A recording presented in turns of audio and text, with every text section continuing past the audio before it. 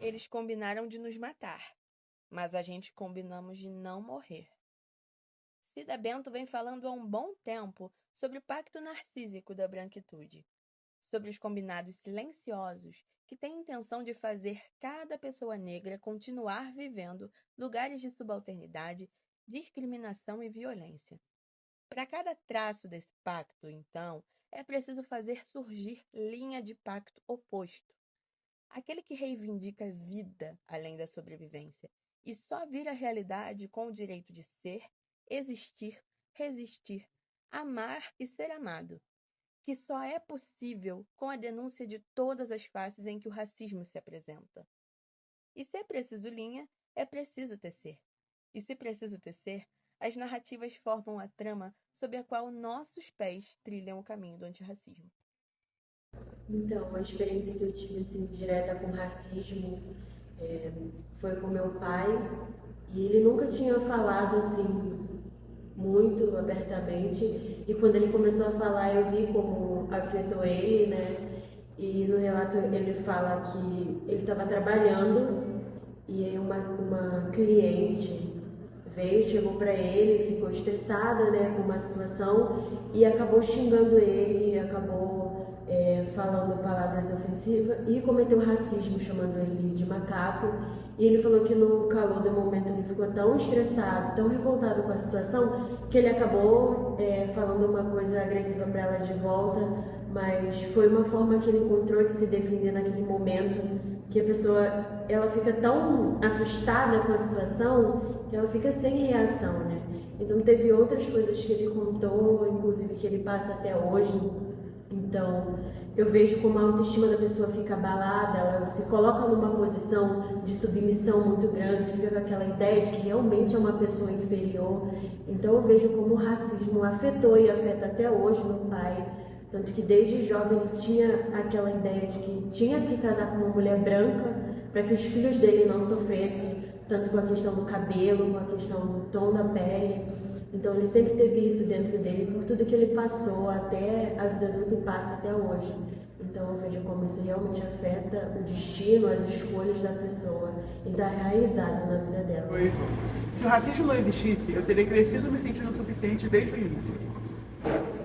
Se o racismo não existisse, eu poderia entrar nas lojas sem ter medo de ser seguida. Se o racismo não existisse, eu não teria sido chamada de macaca na escola. Tem algumas experiências.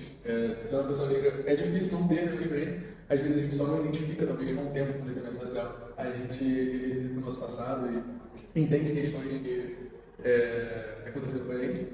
Então, algumas experiências, algumas bem íntimas, pessoais que mexem bastante comigo, que se ficar falando muito, eu vou me emocionar, vou chorar. E é bem pontual e bem pessoal, então, assim. E essas questões, ela me afetam pessoalmente. Até os dias de hoje, hoje questões de quando eu era criança, hoje como adulto eu vejo como essas questões refletiram em mim, no ponto da autoestima, por exemplo, foi algo que sempre deixou bastante comigo. Entender sobre minha beleza, sobre meu cabelo, sobre meu rosto, sobre meu corpo, foi um processo longo, contato com minha psicóloga me ajudou bastante, trabalhar bastante esse ponto. Hoje eu me vejo me reconhecendo mais, reconheço mais a beleza, me reconheço mais como ser humano, como homem negro. E lido com isso. Ainda tenho sequelas, ainda tenho questões a ser dadas, mas lido com isso dia a dia e busco combater não só o que me afeta, mas que afeta também o próximo. Porque eu tenho sonhos de ter uma família, tenho sonhos de ter filhos e espero poder evitar ao máximo que eles passem pelo que eu passei durante a minha vida. Se o racismo não existisse, eu poderia ter deixado meu primo ter brincado com as arminhas de gel. Se o racismo não existisse, eu não seria perseguida por seguranças em qualquer loja que eu entro. Se o racismo não existisse, eu não teria que ser tão correria. Se o racismo não existisse, eu não sentiria tanto medo. Eu vivenciei o racismo na sua face mais dolorosa e explícita. Em 2023, quando eu tinha 18 anos, eu comecei a trabalhar como professora regente numa escola particular no município de Duque de Caxias. E quando eu cheguei nessa escola, eu era professora substituta. Eu entrei no meio do ano e eu tinha uma aluna nessa turma e ela estava sofrendo racismo. Essa aluna tinha por volta de 11, 12 anos, ela já era um pouco mais atrasada. E eu cheguei na direção, isso era um pouco mais de 2 semanas que eu tinha chegado na escola, e eu fui falar com a direção e eu disse: tal situação está acontecendo, e eu tentei intervir de maneira pedagógica. Eu falei que conhecia uma amiga que trabalhava numa perspectiva antirracista e que levava livros para as escolas, palestras e fazia essa abordagem. E a resposta que eu tive da direção foi que se as crianças fossem assistir essa palestra, que era gratuita, teria que ser cobrada uma taxa de R$15 de cada criança, para que elas pudessem ter acesso sobre o que era o racismo. E ali o meu mundo já caiu, ali eu já mudei a percepção do ambiente que eu estava.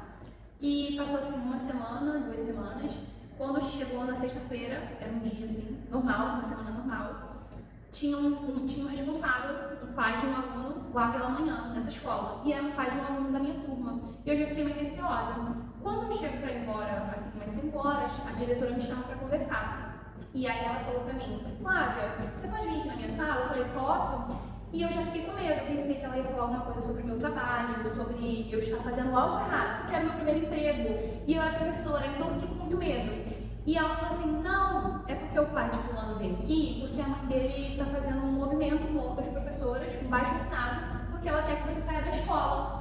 Aí eu já fiquei assim, aí ela: não, é porque você é de cor, e fez esse sinal assim, porque você é de cor. Aí ela não gosta que você seja de cor, eu tô te avisando, porque se ela fizer algo fisicamente ou verbalmente com você, pra você não ligar. E ali eu não tive reação, eu não soube o que falar, eu senti medo, eu senti vergonha, eu fiquei assim, sem chão. Fui pra casa, fiquei a semana inteira sem falar nada pra ninguém, não contei nada pra minha mãe, eu só chorava. Essa foi a única reação que eu tive, porque eu sempre me vi muito preparada para que se isso acontecesse comigo, falar, me impor, não consegui. E assim, uma pessoa que estava 1 semana atrás tentando defender uma aluna, o racismo me atravessa e me destrói.